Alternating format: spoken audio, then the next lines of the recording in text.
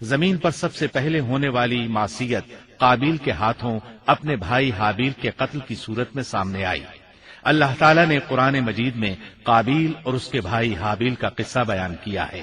قابیل قرخ اور درشت طبیعت کا مالک تھا، جبکہ اس کا بھائی حابیل رحم دل اور نرم طبیعت تھا۔ قابیل کھیتی باڑی کرتا تھا اور حابیل مویشی چراتا تھا۔ حابیل کے نرم دل ہونے کی ایک وجہ اس کا بکریاں چرانا تھا، کیونکہ ایک چرواہا اپنی بکری کو بھوکا دیکھ کر اسے چارہ کھلائے بغیر نہیں رہتا، نہیں وہ کسی بکری کو پیاسا دیکھ کر اسے بھول جاتا ہے۔ اپنے جانور پر اس کی طاقت سے زیادہ بوجھ بھی نہیں لادتا۔ بنی نوع انسان کی تعداد میں اضافے کے لیے اس وقت ایسا قانون تھا جو اب حرام ہے، اور وہ ہے بہن کے ساتھ نکاح۔ چونکہ اس وقت کے سب لوگ آدم علیہ السلام کی حقیقی اولاد تھے اور آپس میں بہن بھائی تھے، اس لیے اس وقت کی شریعت کی روح سے قابیل اپنے ساتھ جڑواں پیدا ہونے والی بہن کے سوا کسی دوسری بہن سے شادی کر سکتا تھا، اور اسی طرح حابیل اپنے ساتھ جڑواں پیدا ہونے والی بہن کے علاوہ کسی دوسری بہن سے شادی کر سکتا تھا۔ اس کی صورت یہ تھی کہ قابیل کی شادی حابیل کی بہن سے ہو اور حابیل کی شادی قابیل کی بہن سے ہو، لیکن ہوا یہ کہ حابیل کی بہن خوبصورتی میں قابیل کی بہن سے کم تھی، اس لیے قابیل نے حابیل کی بہن سے شادی کرنے سے انکار کر دیا اور اپنی جڑواں بہن سے شادی کی خواہش ظاہر کی، لیکن ایسا کرنا آدم علیہ السلام کی شریعت میں حرام تھا۔ آپ نبی بھی تھے اور رسول بھی۔ رسول اور نبی میں فرق یہ ہے کہ رسول پر شریعت اور احکام نازل ہوتے ہیں، لیکن نبی پر شریعت نازل نہیں ہوتی، البتہ اس کی طرف وحی نازل ہوتی ہے اور معجزات عطا کیے جاتے ہیں، جبکہ شریعت صرف رسولوں ہی پر نازل کی جاتی ہے۔ آدم علیہ السلام بھی چونکہ رسول تھے، اس لیے ان کی شریعت میں یہ قانون تھا کہ کوئی شخص اپنے ساتھ جڑواں پیدا ہونے والی بہن کے ساتھ شادی نہیں کر سکتا۔ قابیل اس شرعی حکم کی وجہ سے غضبناک ہو گیا۔ اس نے تعجب کا اظہار کرتے ہوئے اس قانون کو ماننے سے انکار کر دیا۔ آدم علیہ السلام نے ان دونوں کے درمیان فیصلہ کرتے ہوئے انہیں حکم دیا کہ دونوں اللہ کے حضور ایک ہدیہ پیش کریں۔ ہدیہ اس جانور کو کہتے ہیں جسے اللہ کے نام پر ذبح کر کے فقراء میں تقسیم کر دیا جائے۔ اس سے مقصود اللہ کے لیے اپنی نیت کو خالص کرنا ہوتا ہے۔ اس عمل کو قربانی کہا جاتا ہے۔ آدم علیہ السلام کے زمانے میں قربانی کا جو قانون تھا اس کے قبول ہونے کی نشانی طے تھی، اور وہ یہ کہ آسمان سے ایک آگ نمودار ہوتی اور اس قربانی کو جلا دیتی۔ اس کا مطلب تھا قربانی قبول ہو چکی ہے، اور اگر آگ قربانی کو نہ جلاتی تو سمجھ لیا جاتا کہ قربانی قبول نہیں ہوئی۔ آخر قربانی کا دن آ پہنچا۔ حابیل نے اپنے مویشیوں میں سے ایک بہترین جانور لیا اور قربان گاہ میں لا کر اللہ کے حضور پیش کر دیا۔ دوسری طرف قابیل نے اپنی کھیتی کے غلے میں سے ردی قسم کا غلہ قربانی کے لیے پیش کیا۔ دوسرے دن دونوں قربان گاہ پہنچے تو انہوں نے دیکھا کہ حابیل کی قربانی قبول ہو چکی ہے، جبکہ قابیل کی قربانی کو آگ نے چھوا تک نہیں تھا۔ یہ دیکھ کر قابیل حابیل پر غضبناک ہوا۔ شیطان نے بھی اسے وسوسے میں مبتلا کیا کہ اپنے بھائی کو قتل کر دے۔ اس نے اپنے بھائی حابیل کو جان سے مار ڈالنے کا پختہ ارادہ کر لیا۔ اس وقت تک روئے زمین پر کوئی انسان قتل نہیں ہوا تھا۔ انسانی تاریخ میں یہ پہلا قتل ہے جس کا ارتکاب قابیل نے کیا۔ وہ اپنے بھائی حابیل کے پاس گیا اور اس سے بولا، میں تجھے قتل کر دوں گا۔ جواب میں حابیل نے کہا، اگر تو مجھے قتل کرنے کی کوشش کرے گا تو میں اپنے دفاع میں ہاتھ نہیں اٹھاؤں گا، اس لیے کہ میں چاہتا ہوں تو اپنے دیگر گناہوں کے ساتھ میرے قتل کا گناہ بھی اٹھا لے، تیرے گناہ زیادہ ہو جائیں۔ چنانچہ ایک تاریک رات میں حابیل سویا ہوا تھا کہ قابیل ایک بڑا سا پتھر اٹھا کر اس کے پاس آیا۔ اس نے وہ پتھر اپنے بھائی کے سر پر دے مارا۔ اس طرح اس نے حابیل کو قتل کر دیا۔ روئے زمین پر قتل کی ابتدا کر دی، زمین کو پہلے خون سے رنگ دیا۔ تاریخ انسانی میں یہ سب سے پہلا جرم تھا جو قابیل کے ہاتھوں ہوا۔ قتل تو وہ کر بیٹھا، اب حیران اور پریشان ہوا کہ اس کی لاش کا کیا کرے۔ اس وقت تک نسل انسانی موت سے بھی دوچار نہیں ہوئی تھی۔ آدم علیہ السلام کی اولاد میں سے اس وقت تک کوئی فوت نہیں ہوا تھا، اس لیے قابیل کو معلوم نہیں تھا کہ مردے کے ساتھ کیا کیا جائے۔ اسی کشمکش کے عالم میں اس نے بھائی کی لاش کو کمر پر اٹھا لیا اور چل پڑا۔ چلا جا رہا تھا کہ اللہ نے 2 کوے بھیجے۔ دونوں کوے آپس میں لڑ پڑے، ایک نے دوسرے کو ہلاک کر دیا۔ اب زندہ کوا مٹی کھودنے لگا۔ اس طرح اس نے ایک گڑھا تیار کر لیا، مردہ کوے کو اس میں رکھا اور اوپر مٹی ڈال دی۔ اس طرح قابیل کو دفن کا طریقہ معلوم ہوا۔ اس نے بھی گڑھا کھودا اور حابیل کی لاش کو اس میں دبا دیا۔ وہ اپنے کیے پر نادم ضرور تھا، لیکن اس نے اللہ سے معافی نہ مانگی، جبکہ انسان کے لیے ضروری ہے کہ اس سے کوئی گناہ ہو جائے تو اللہ سے معافی مانگے۔ قابیل اور حابیل کے درمیان جو مکالمہ ہوا، اللہ تعالیٰ نے اس کا ذکر سورہ مائدہ آیت 27 تا 29 میں کیا ہے۔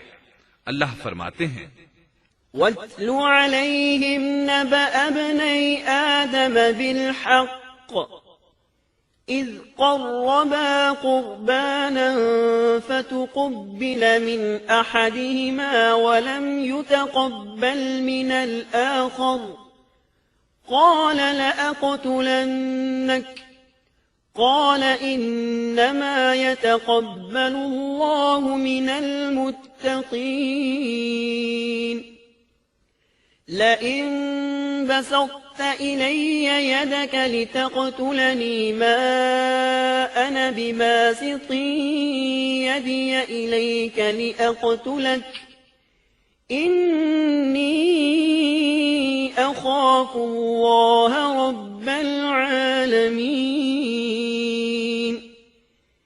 إني أريد أن تبوء بإثمي وإثمك فتكون من أصحاب النار وذلك جزاء الظالمين۔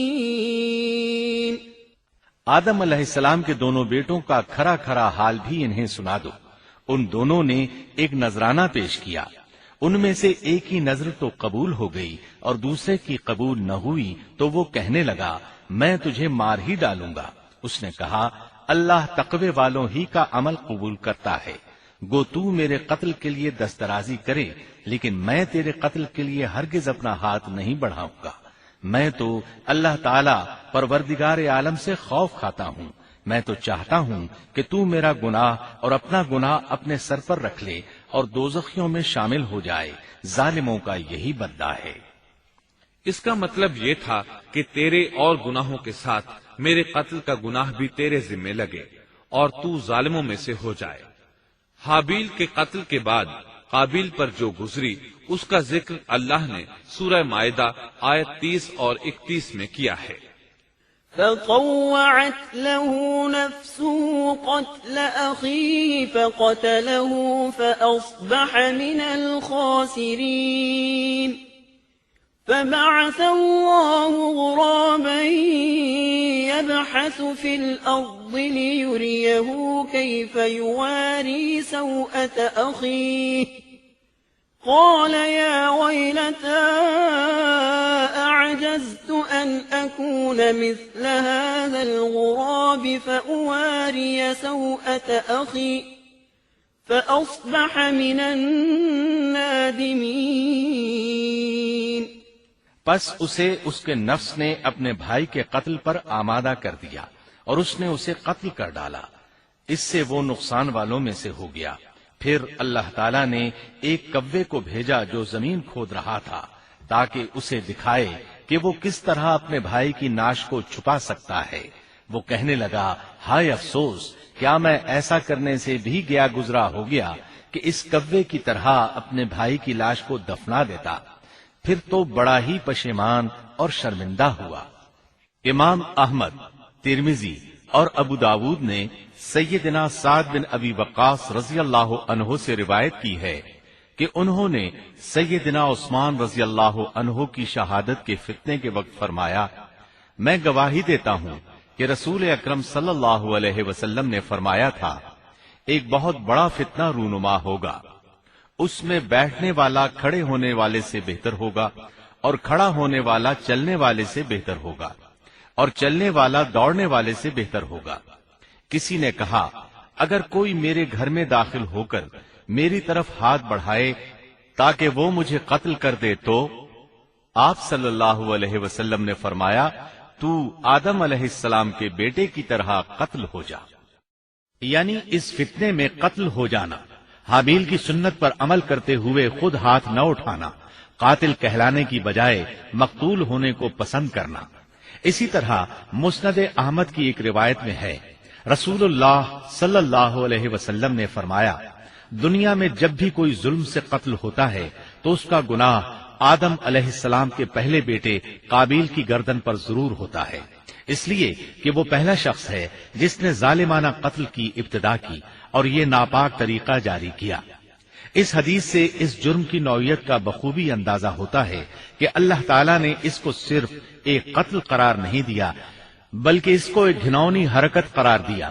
قیامت تک آنے والے لوگ جو اس گناہ کے مرتکب ہوں گے ان کا کچھ گناہ قابیل کے حساب میں ڈالا جائے گا۔ حابیل کو قتل کرنے کے بعد قابیل نے اپنی بیوی کو ساتھ لیا اور دور دراز نرم زمین کے پاس جا کر رہائش پذیر ہو گیا اور آدم علیہ السلام کے سامنے تک نہ ہوا۔ آدم علیہ السلام پہاڑوں کے قریب ایک بستی میں رہ رہے تھے، یہ ان سے بہت دور جا بسا تھا۔ اس طرح قابیل کا آدم علیہ السلام سے رابطہ بالکل ختم ہو گیا اور اس سے ایک نئی نسل کی ابتدا ہوئی۔ فحاشی اور اریانی کو ان کے ہاں عروج حاصل تھا۔ عبادت یہ لوگ اگرچہ اللہ ہی کی کرتے تھے لیکن آدم علیہ السلام کی شریعت کے خلاف بے حیائی کے دل دادا تھے۔ تقوی کی قلت، احکام الہی کی نافرمانی اور فحاشی کا فروغ ان کے شب و روز کا معمول تھا۔ اس کے بعد لوگ دو گروہوں میں تقسیم ہو گئے، شریر اور برے لوگ قابیل کے ساتھ مل گئے اور آدم علیہ السلام کے دیگر بیٹے اور نیک لوگ آدم علیہ السلام کے ساتھ مل گئے۔